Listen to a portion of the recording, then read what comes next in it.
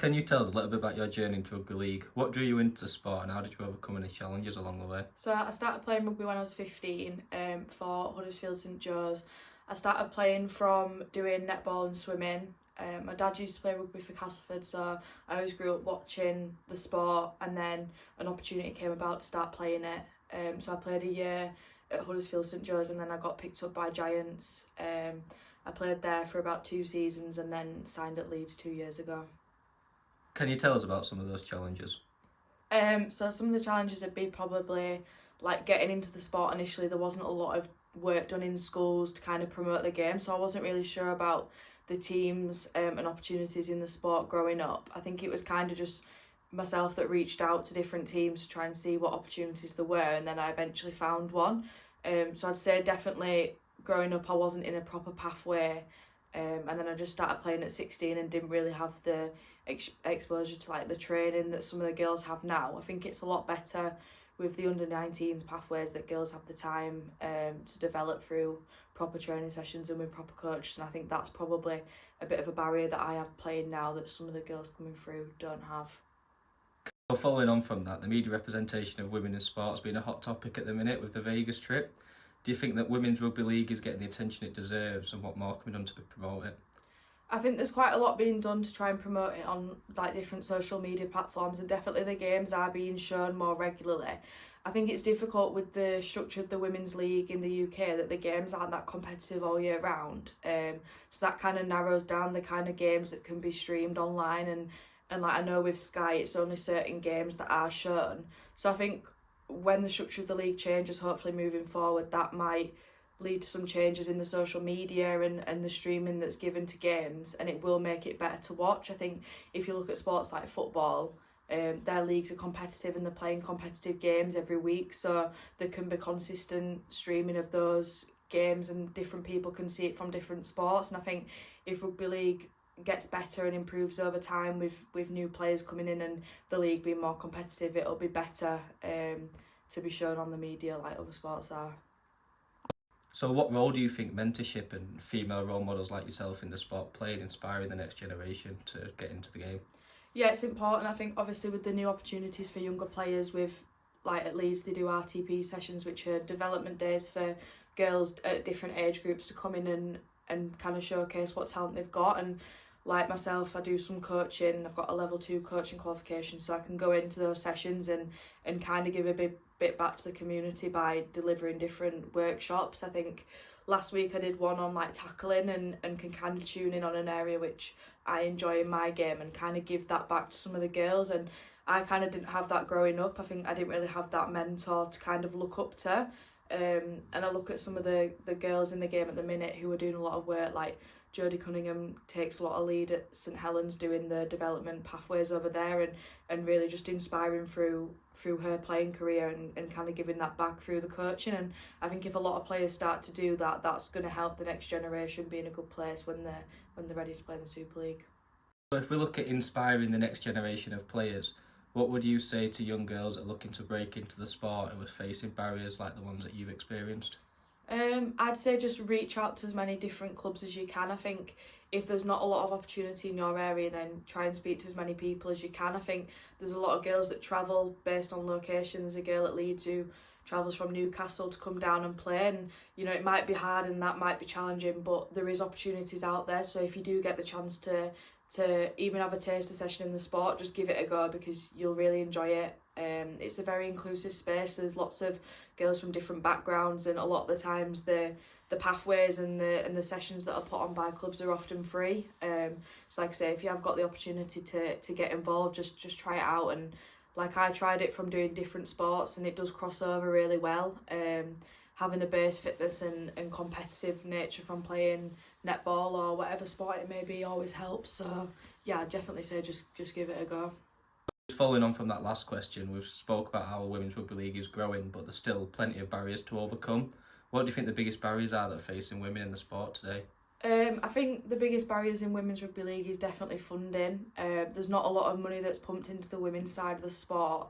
I think as players we're kind of wanting that next step in what we receive financially. Obviously we're all part-time and we have jobs and studies, so we can't train as much as the men's teams do.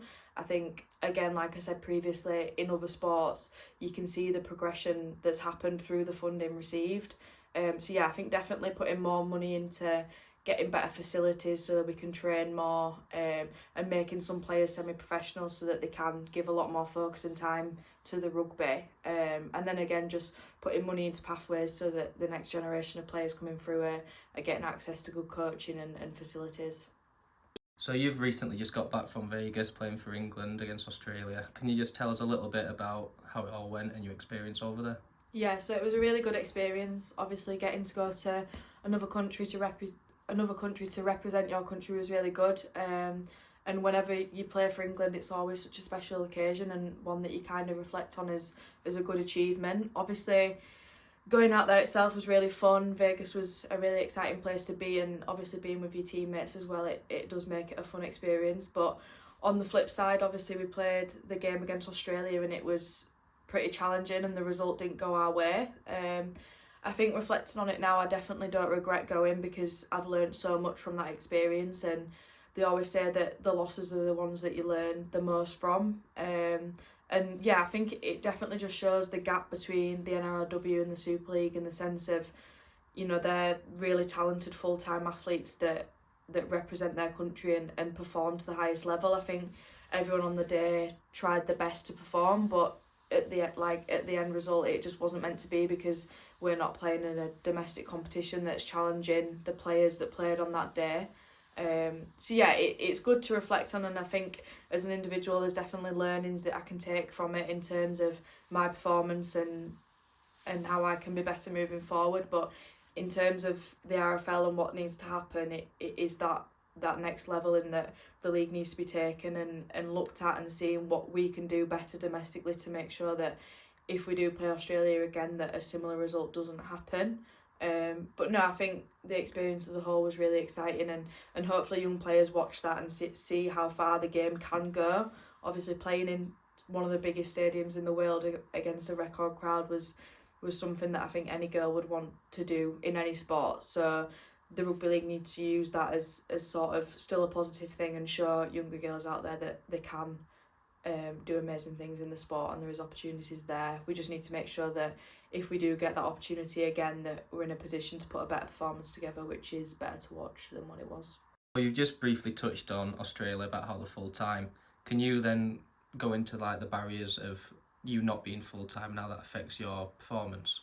Yeah, I think obviously for myself, I'm a uni student, so I do a part-time degree at Leeds Beckett, and then I also work part-time as a coach doing PE in schools.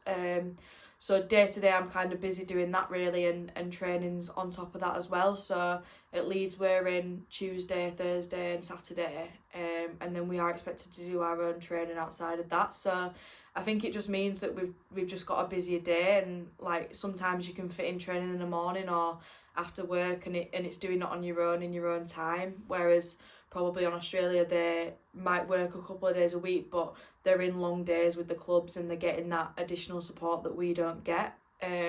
So I think if we were part-time it would look like being in training more, like I say, getting access to more coaching on a day-to-day basis rather than having to do our own thing in our own time. And definitely, yeah, just having more support around us, and it can be quite tiring sometimes jumping from different places, which I'm sure over there they get more support with. So yeah, I think the money and the funding putting into the sport should hopefully help in future years to come and take that next step into us becoming part-time athletes so that we can get to the next level in the sport and develop it.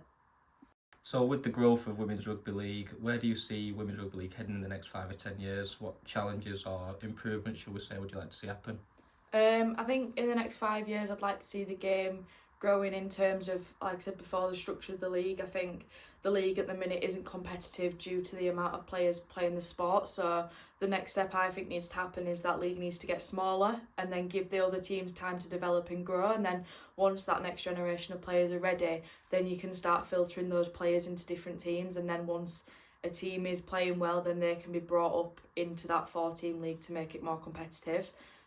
I think with that, then you've got a smaller league that is competitive, but then you can start putting money into that and paying the players, and then once that standard improves, then you can start, like I said, bringing new teams into the competition, and I think that'll help internationally boost the game as well. I think if you've got a domestic league that's really competitive and performing at a high level like the NRLW is, that is going to help the growth of the international game, because then when England come to play the likes of Australia or New Zealand in the World Cup, that they're used to playing week on week against players of the same ability, rather than sometimes games be pushovers, and that'll help the sponsorship of the game. It'll help people want to invest in the game because it's good to watch, and it'll bring more fans in as well.